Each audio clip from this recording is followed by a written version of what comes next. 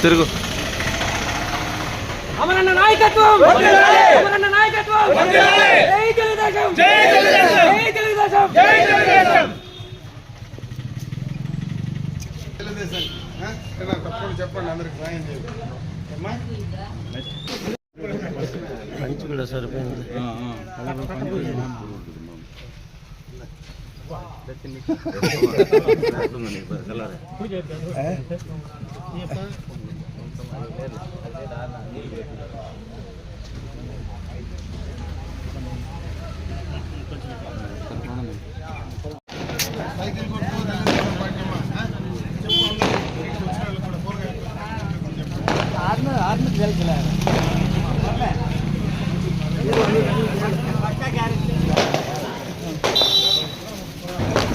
Cycle కొట్టేయాల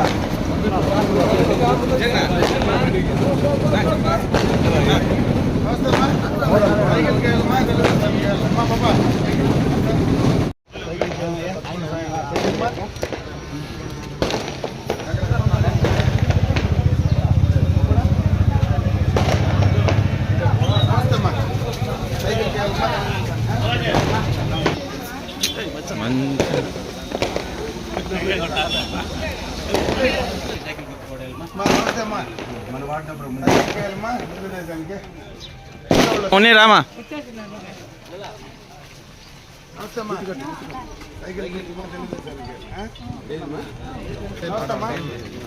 cycle గుర్తుమా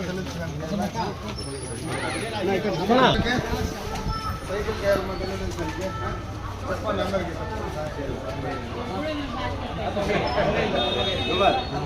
ఇదంతా ఒకే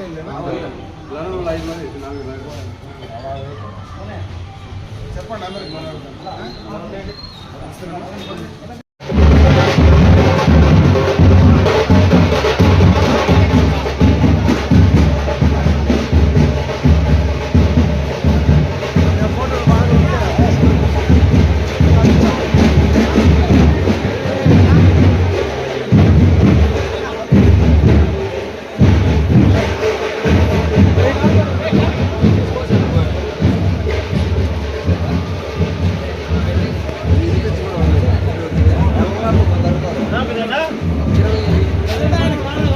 ఆడే పెట్టుకో మక్కలో తెచ్చుకుంటా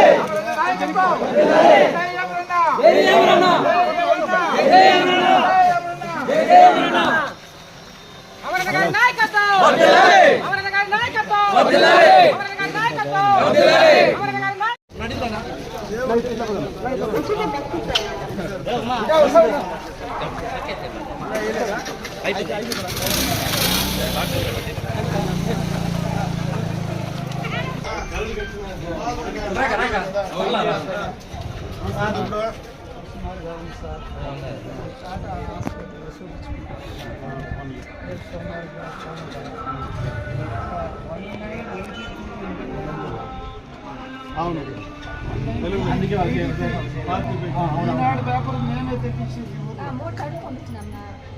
సీఎం వాళ్ళు ఇవ్వలేదు సార్. పొద్దున మనం వచ్చేస్తాం.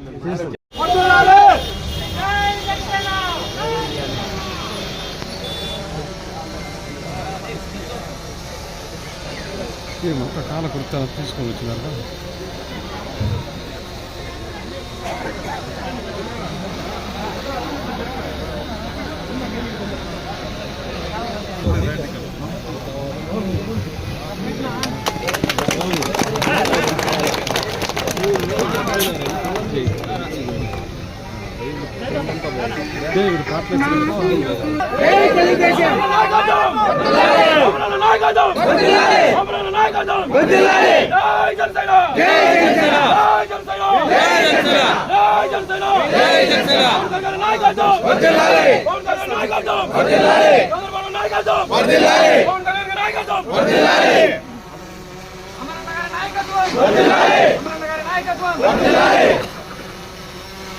ఎన్టీఆర్ ఎన్టీఆర్ ఎన్టీఆర్ చంద్రబాబు గారి నాయకత్వం, చంద్రబాబు గారి నాయకత్వం, అమర్నాథ్ రెడ్డి గారి నాయకత్వం, అమర్నాథ్ రెడ్డి గారి నాయకత్వం.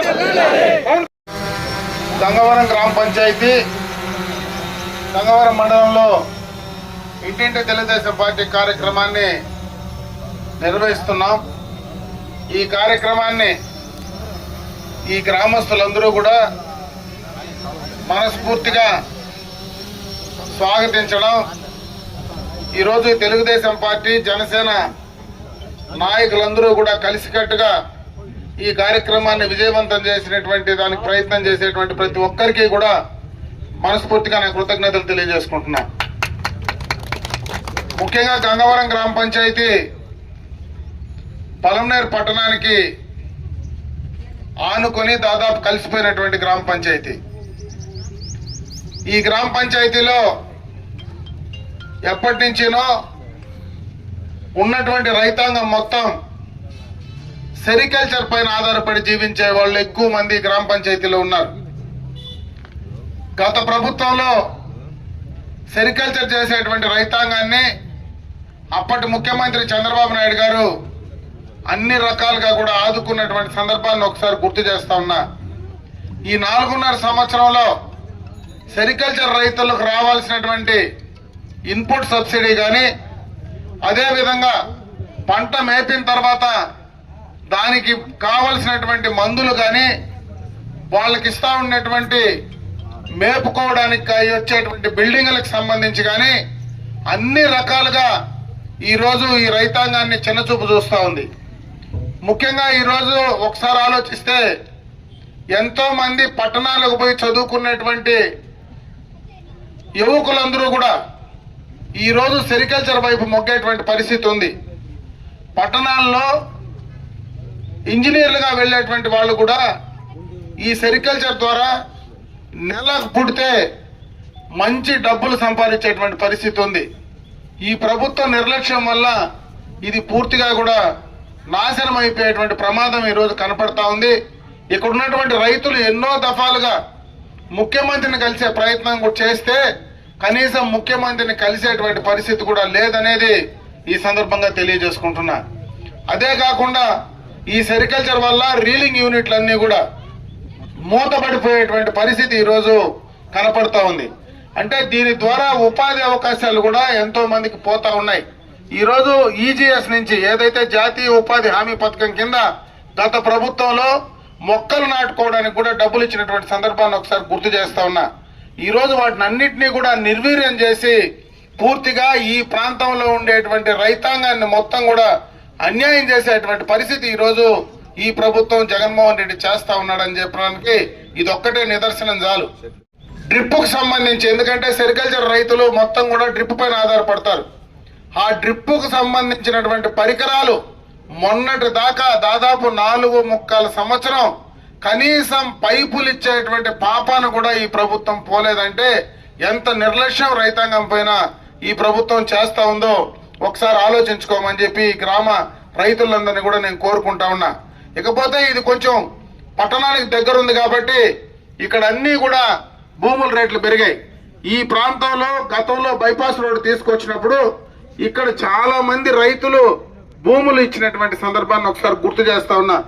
ఆ రోజు ఇక్కడ పట్టణ సమీపంలో ఈ రైతులకు ఉన్నటువంటి వాల్యూకు చాలా తక్కువ ప్రభుత్వం ఇచ్చే ప్రయత్నం చేస్తే ఆ రోజు ఈ ప్రాంత ప్రతినిధిగా, మీ శాసనసభ్యుడిగా, మీ మంత్రిగా ఉన్న సందర్భంలో దానికి ఇయ్యాల్సిన దానికి 3 రెట్లు అధికంగా కూడా ఇచ్చిపించినటువంటి సందర్భాన్ని ఒకసారి మీకు గుర్తు చేస్తా ఉన్నా.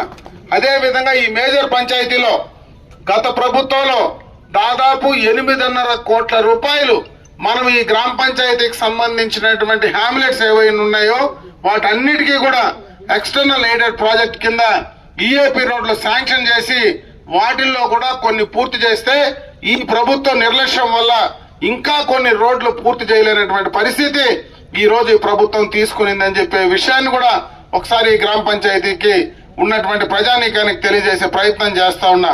ఇవే కాదు, అన్ని రకాలుగా ఈ గ్రామంలో యువత ఉన్నారు. ఈ గ్రామ పంచాయతీలోనే ఎప్పటి నుంచినో ఈ ప్రాంత కళ, ఇక్కడ ఒక ఆటో నగర్ కావాలని, ఈ ప్రాంతంలో ఆటో నగర్ వస్తే ఎక్కడి నుంచో చిన్న చిన్న ఇండస్ట్రీస్ వస్తే ఈ గ్రామ పంచాయతీలో ఉండేటువంటి యువకులందరికీ కూడా ఉపాధి అవకాశాలు వస్తాయనే గత ప్రభుత్వంలో ఎప్పుడూ ఎక్కడా లేని విధంగా దాదాపు 25 సంవత్సరాలుగా పెండింగ్ ఉన్నటువంటి ప్రాజెక్టును ఒక్క సంవత్సరంలోనే పూర్తి చేసి ఈ రోజు బైపాస్ పక్కన బ్రహ్మాండంగా కూడా ఆటో నగర్ ఉంది. అక్కడ ఉపాధి అవకాశాలు ఈ రోజు వస్తున్నాయా లేదా కండ్లకు కడినట్టు కనపడతా ఉంది. రైతులు గాని, యువకులు గాని అందరినీ కూడా ఆదుకున్నటువంటి సందర్భాన్ని ఒకసారి గుర్తు చేస్తా ఉన్నా.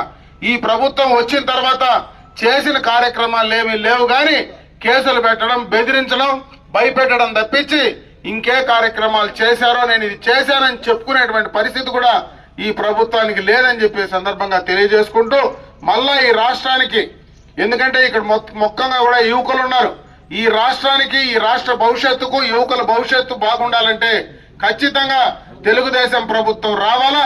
చంద్రబాబు నాయుడు గారు, పవన్ కళ్యాణ్ గారు కలిసి ఈ రాష్ట్రంలో అధికారం తీసుకురావాలా. చంద్రబాబు నాయుడు లాంటి విజన్ కలిగినటువంటి నాయకుడు ఈ రాష్ట్రానికి ముఖ్యమంత్రి కావాలనేటువంటి విషయాన్ని దయచేసి అందరూ గుర్తించి రేపు రాబోయే ఎన్నికల్లో తెలుగుదేశం పార్టీ, జనసేన ఉమ్మడి అభ్యర్థిగా నిన్ననే కూడా ప్రకటించడం జరిగింది. నేను ఈ నియోజకవర్గాల్లో పోటీ చేస్తున్నా. ఖచ్చితంగా నాకు సైకిల్ గుర్తుపైన ఓట్లేసి దయచేసి మీరందరూ కూడా మంచి మెజారిటీతో గెలిపించండి. ఈ గ్రామ పంచాయతీలో మిగిలిపోయిన కార్యక్రమాలు గాని, ఈ గ్రామ పంచాయతీలో ఇంకా చేయాల్సినటువంటి పనులు గాని అన్ని కూడా మీకు పూర్తి చేసి అందివ్వడానికి నేను ఎప్పుడూ మీకు అందుబాటులో సిద్ధంగా ఉంటానని చెప్పి మరొక్కసారి గ్రామ పంచాయతీ ప్రజానీకాన్ని మనస్ఫూర్తిగా చేతులెత్తి నమస్కారం తెలియజేసుకుంటూ వేడుకుంటూ రేపు ఎన్నికల్లో సైకిల్ గుర్తుపైన ఓట్లేసి అటు పార్లమెంట్ సభ్యుడిని, అసెంబ్లీని అభ్యర్థిని ఇద్దరిని కూడా గెలిపించమని చెప్పి మిమ్మల్ని మనస్ఫూర్తిగా కోరుకుంటూ సెలవు తీసుకుంటున్నా. జై హింద్, జై తెలుగుదేశం, జై జనసేన.